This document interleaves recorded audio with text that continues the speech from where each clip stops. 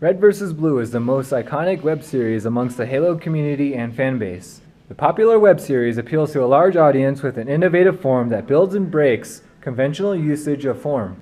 Comedy, story progression, and fulfillment of multiple desires are all achieved within this unforgettable series. The form that has been established and evolved within its early series clearly demonstrates its understanding and adaptive nature. The primary focus will be how form and its four categories progressive, repetitive, conventional, and minor forms commonly build and break these conventions in a new, innovative way. What are they doing? What? I said, what are they doing now?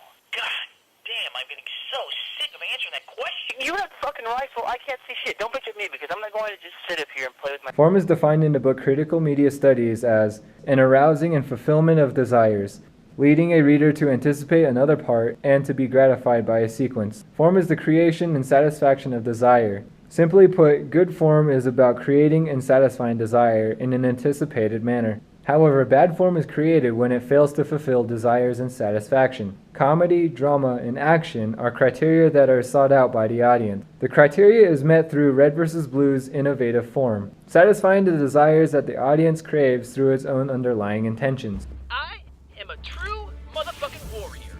Hi-ya! Ah!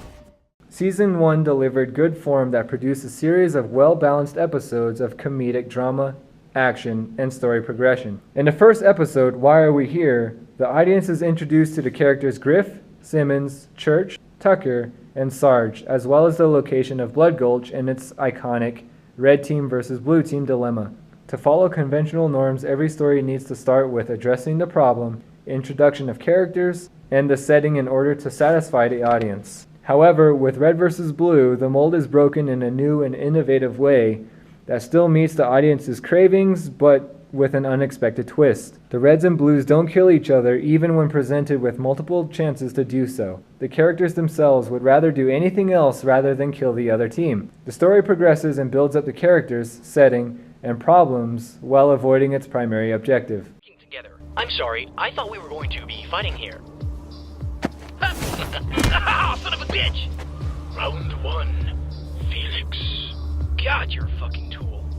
Progressive form is explained as describing the way a story advances step by step, each step following logically from the previous step. Progressive form captures the chronological order of details, making a story that meets satisfaction, all while keeping the audience from confusion. While Red vs. Blue does a very good job at explaining the journey and progression of the Reds and Blues sim troopers, a certain episode comes to mind that breaks this convention along with many others. Season 15, Episode 7, Nightmare on Planet Evil, the Reds and Blues along with two journalists try to trace a relay beacon in a spooky abandoned city.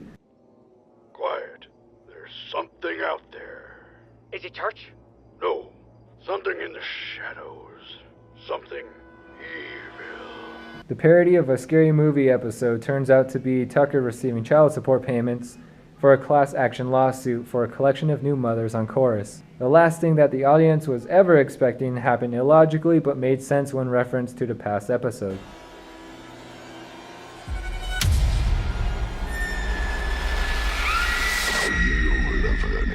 Tucker.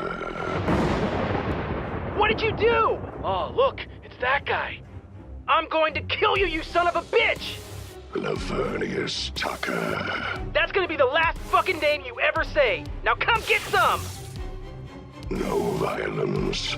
I am not here to fight. You should have thought of that before you hurt my friends! I did not touch them. Yeah, right? You expect me to believe you just found them like this? Yes, that is as it happened. That one I found sleeping here. Then that one saw a small snake and fainted.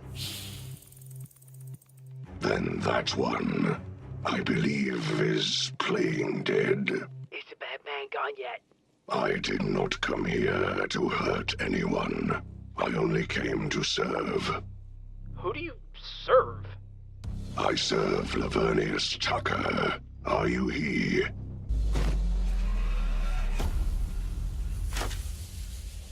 You've been served. What the fuck? Child support payments. No, dude. Junior's got a basketball scholarship. Who's the damn mom? It's a class action lawsuit. Shit.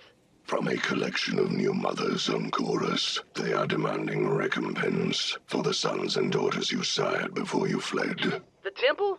Intention is no matter. Only consequence has true form. That is not how I saw this going. Repetitive form is explained as the consistent maintaining of a principle under new guise. It is a restatement of the same thing in different ways. Repetitive form can be seen as the actions of most characters on television. They are recognizable to us as characters precisely because they repeat the same behaviors over and over again. Get him!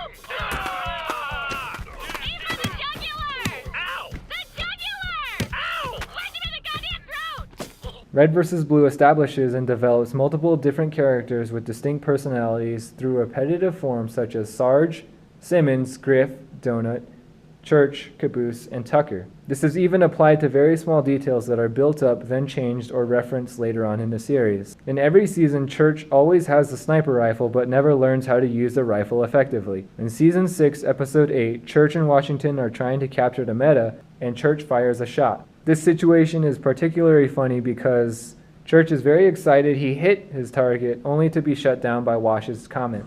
Damn it!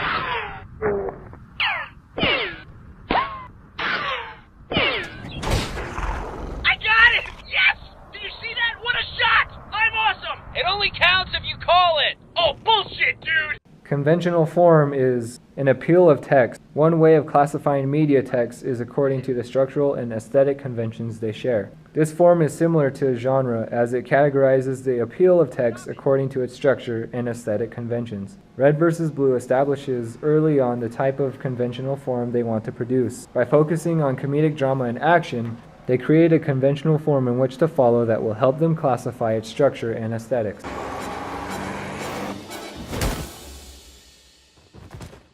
Red vs. Blue's conventional form is created out of the Halo game's multiplayer aspects. Recorded gameplay is captured and edited to tell a story of the Red and Blue Sim Troopers. This creates the in-game Spartan movements in machinima style, instead of using live action, animation, and other means. However, this convention is broken in Season 14. Most of the season's episodes are created by all other means, and only a few are recorded in the classic Halo games. They use animation, Lego stop motion, drawings, and live action to produce spin-off versions of alternate stories. Halt! Who goes there? Listen, Caboose, we are not here to mess around. Yeah, only one of us is here to mess around. Which one of us is here to mess around? Is it me? Sure? Neat. Listen, Caboose, we want something from your base, and I don't care what it is, as long as it's valuable and important. Valuable and important. Got it. That was easy. Yeah, I was expecting more of a fight. Put me down. This is the most important thing in Blue Base. He is very special and also my best friend. Minor form is explained as including the belief frequently literary devices that may appear within the text, such as metaphor, paradox, reversal, contraction, expansion, etc. Minor forms are what allow us to take pleasure in segments, sections, or pieces of larger text. This form provides pleasure in particular sections or segments rather than as a collection or a whole. You don't say. In Season 14, Episode 9 through 11, Locus and Felix are the same characters in the alternate universe. They are seen as the good guys, not wearing the classic Halo armor, in a setting with no Halo correlation. Completely made as an animation short film, these episodes feel completely different, and the only relevance that they have to the Red vs. Blue universe is Locus and Felix. The episode gives me, as a Red vs. Blue fan, pleasure to watch because it's very different from the Red vs. Blue story. It follows the same comedic drama with action, but is visually different and creates a good sense of unfamiliarity. Did they make any progress? Actually, they got fed up and abandoned all of their work. Red vs. Blue is a memorable series and a reference machine to those who love and enjoy its content. A web series lasting 15 seasons is practically unheard of and shows the dedication this series has. Little things like the attention to detail, to large plots that progress the overall story, make the web series iconic and innovative. The web series may or may not follow conventional means, but it has grown to become popular for its innovative aspects of storytelling. The forms add to its intriguing experience as not just a web series, but as a living world with a developed universe and stories.